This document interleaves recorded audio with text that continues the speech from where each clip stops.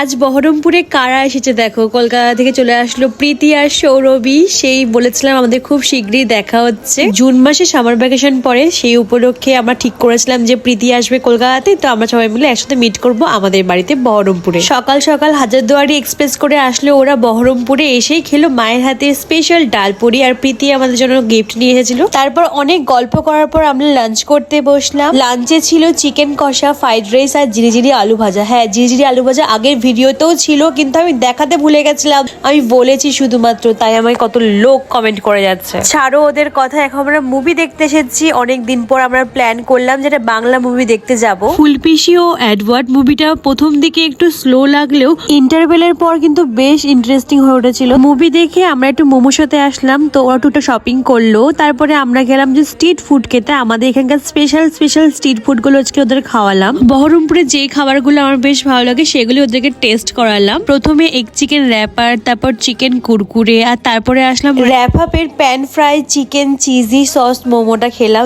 দারুণ খেতে করে, আমার তো এটা খুবই ফেভারিট। তারপরে আসলাম আমরা হচ্ছে প্যান্টালুন্সের সামনের মোমোটা খেতে, আর প্যান্টালুন্সের মোমোর উপর খুবই ডিসঅ্যাপয়েন্টেড হয়ে গেছি, মানে আগের মতো আর টেস্টটাই নেই। তো চলো আজকের মতন টাটা।